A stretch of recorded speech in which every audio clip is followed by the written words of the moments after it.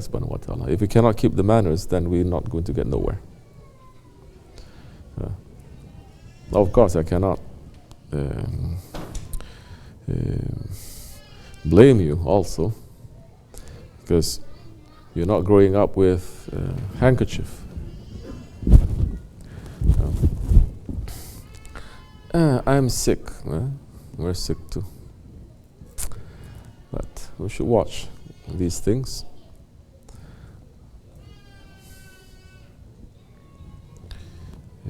What is the use of so much worship that we're doing if you are going to make that one who is beloved to Allah to be upset with you? Not too much. So, your question about punishment of the grave.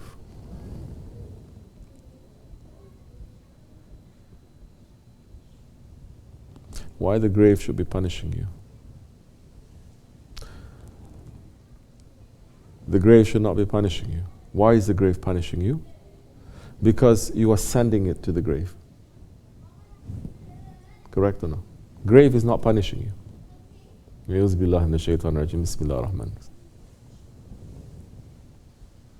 What you send to the grave is what you'll find. Finish. For a person of some intelligence, not even wisdom, intelligence, that is enough for you. What you send to the grave is what you are going to find. Grave is not going to punish you. Punishment of the grave is a very heavy thing.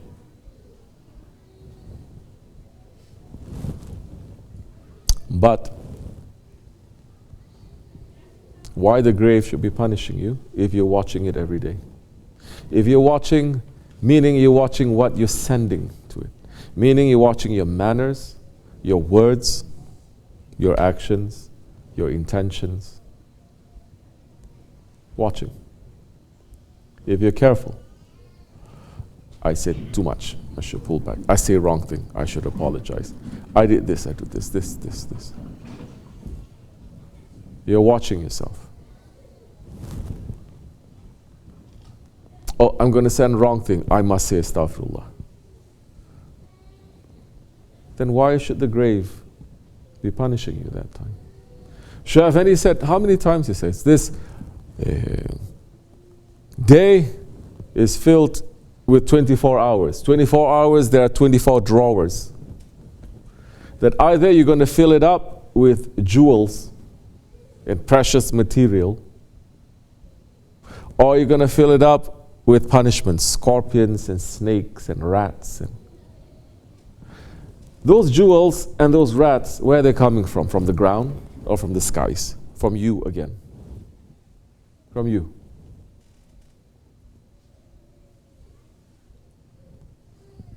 Without anyone telling you anything, you decide to help someone. Without anyone telling you anything, you decide to clean something. Without anyone telling you anything, without no prompt, without no wash up, without no nothing, your heart is moving to do something that is very valuable in the eyes of Allah. Because why is that valuable? You are doing exactly what Allah is saying. That Allah is saying, you come closer to me when you start doing things that I did not make it into a law for you to do. There's no law. I'm not telling you to do it, but you're doing it. It pleases me. That's the time you come closer to me.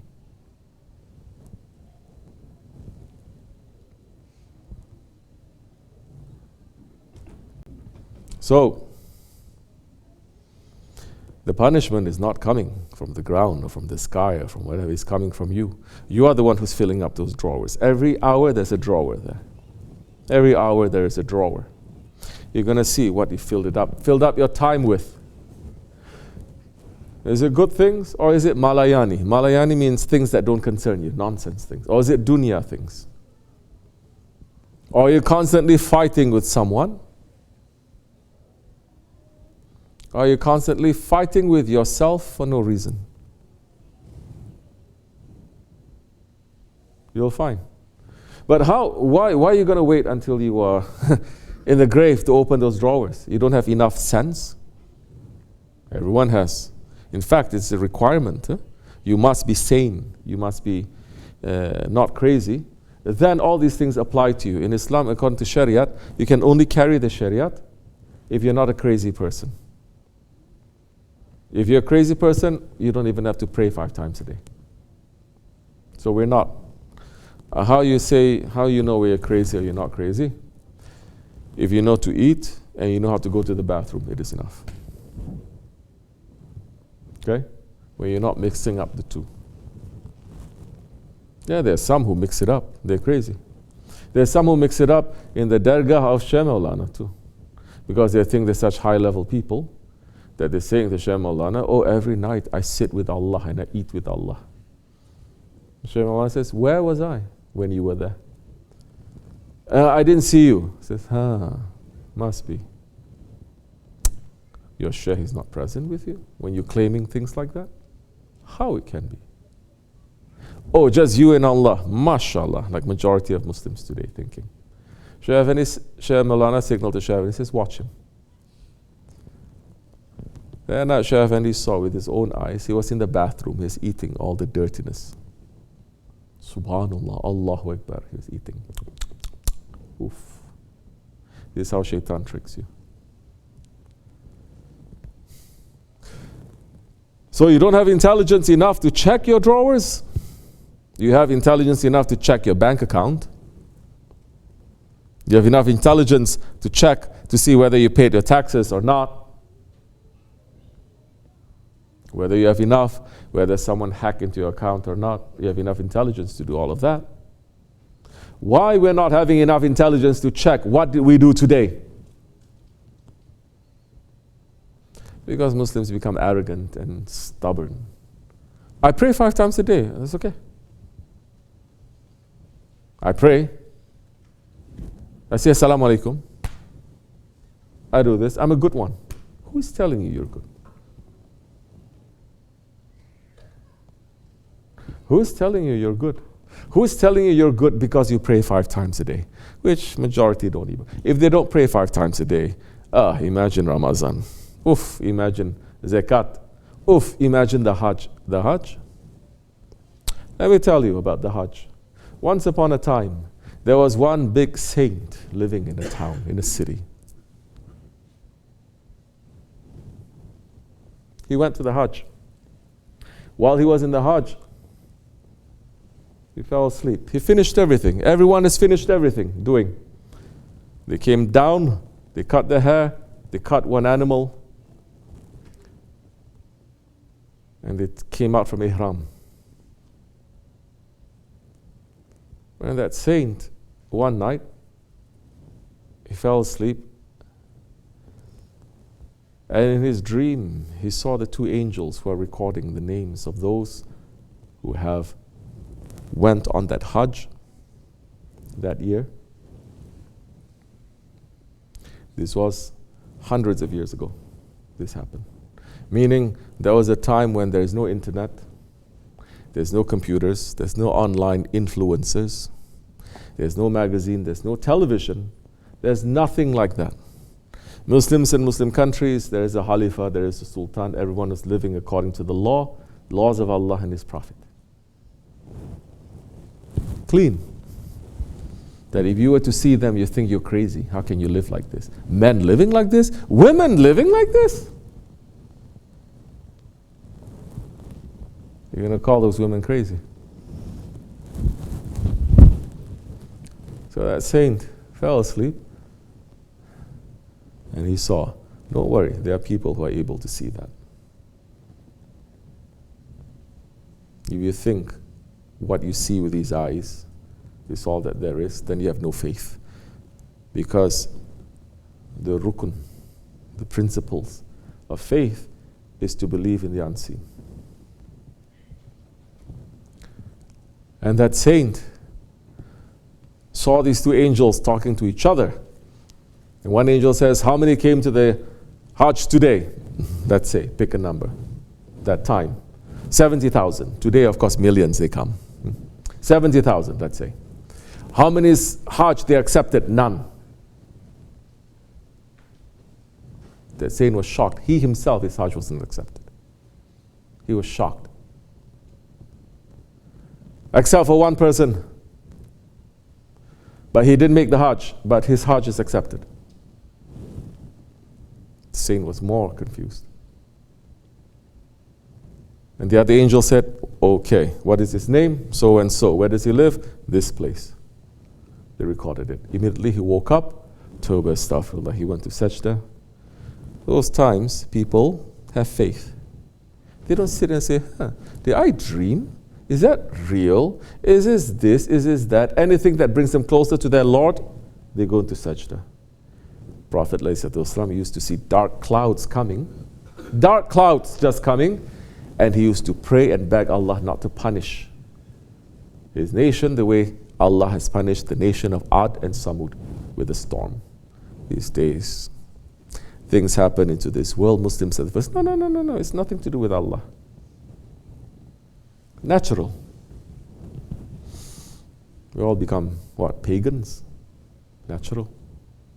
There is no creator. So that saint woke up, immediately he took off. He had to leave. He went to find this man. He's asking for the name of this man. They said, we don't recognize it. Saying this, oh, okay, he lives over there, over there, over there, over there. He goes and right outside of the town, right outside of the city, right poor areas. He's sitting there, and he was a cobbler. He mends shoes. He saw him and says, this is. And he said to them, Assalamu alaikum, alaikum salam. The scholar looked at him and says, yeah, so and so. He recognized him. He says, why is it that you're coming here? The saint was surprised. You know me? He says, yeah, I know you. Everybody knows you. Saying, you're such a holy one.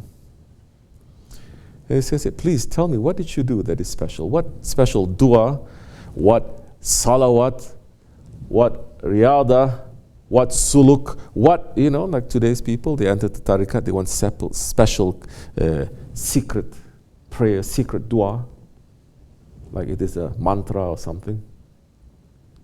Secret dua. That you say this, immediately you go shortcut. Yeah. He says, no, I didn't do anything. I didn't do anything special. Hardly, because I'm working, I'm making up my prayers. He says, what about the Hajj? Oh, the Hajj. Well, as it is sunnat, every year I just renew my intention. I just make the intention to make the Hajj. It is sunnat, by the way. Are they teaching you this? No. Teach you to go and back to the Hajj and to Umrah like a donkey.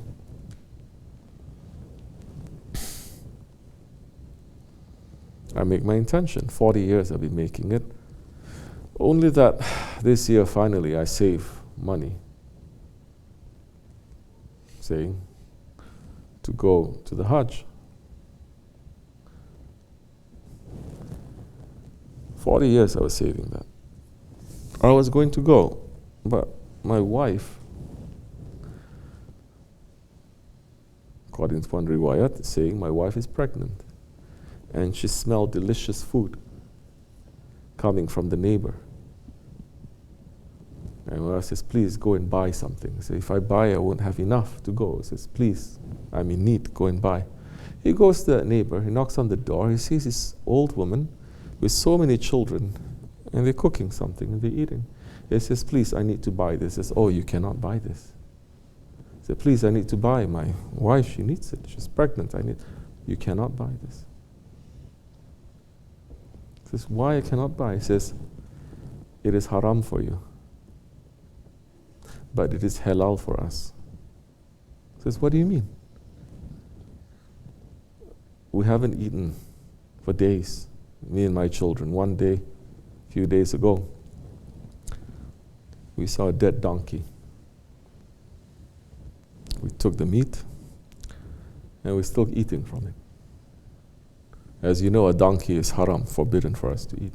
So it is halal to me, because we are starving, but it is haram to you.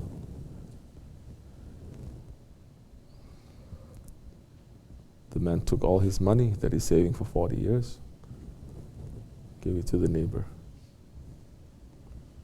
and says, may Allah protect you. And he left. So he didn't make the Hajj. And when that saint heard it, he kissed his hand and he walked.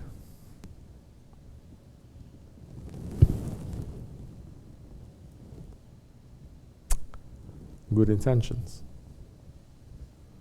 good actions, watching yourself, being careful. How many times we hear Shaykh Efendi saying, 1 hour of thinking, of meditation is better than 70 years of worship. The thinking is to sit down and to open your drawers and to see, what did I do? What did I do? Who did I do it to? What did I say? Why did I say? How did I say it? Is this pleasing to my Lord or not? It is, alhamdulillah, shukr. It is not, astaghfirullah, I must do better. Because the believers today must be better than yesterday, and his tomorrow has to be better than today. Has to be better. How you know you're going to be better? If you're checking every day, you say, oh, this one is broken. Tomorrow I must fix. Tomorrow you fix that. Maybe some other part is broken. You say, oh, tomorrow I must fix this. You go, you continue until you reach the grave.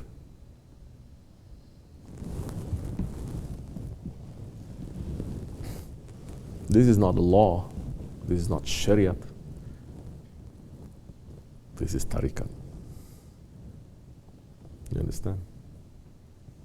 And only through tariqat, all the other stations you will reach. Allah does not have to put a law. Like, I have to put a law? It's a shameful thing if 100 adults, I have to put a law to say, please turn off the lights. Please pick up your mess. Huh? Brings us honor or no? Please clean up after this. Please do this. Please do that. Subhanallah. We need a law to tell us to turn off the lights. We don't have enough sense. You don't have enough heart.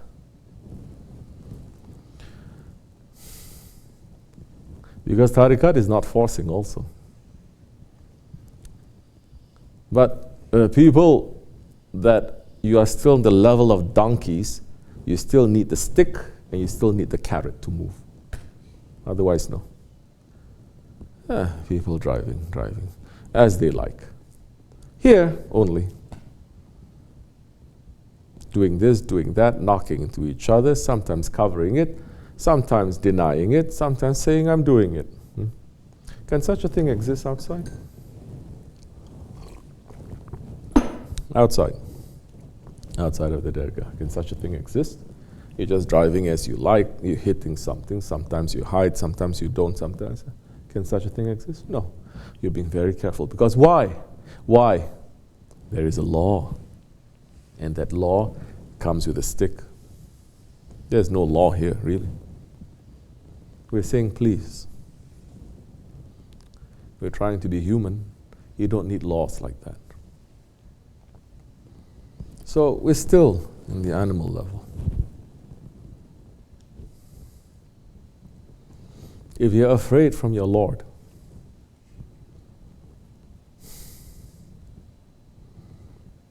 you don't need the fear of the punishment of the grave. You don't need that.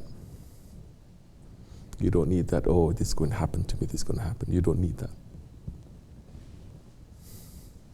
You know, I did this wrong. I'm going to fix this. I should do this more.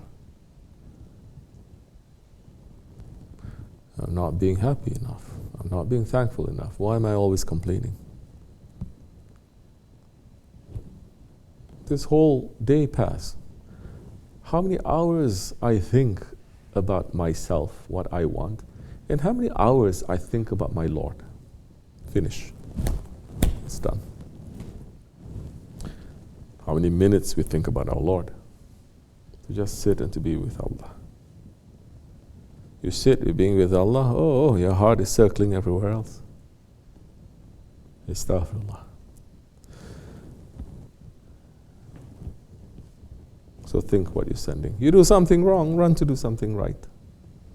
Run to fill up your grave now with light. Something hits you, you want to complain, you say, I must understand why it's happening to me first. The believer, if the thorn enters into his hand, he must know whether it is a blessing or it is a curse. So at least you're thinking. You are aware. You're awake to what Allah is thinking, to what the Prophet is thinking, to what your Shaykh is thinking. Not only awake and aware to what you're thinking, what you want. No.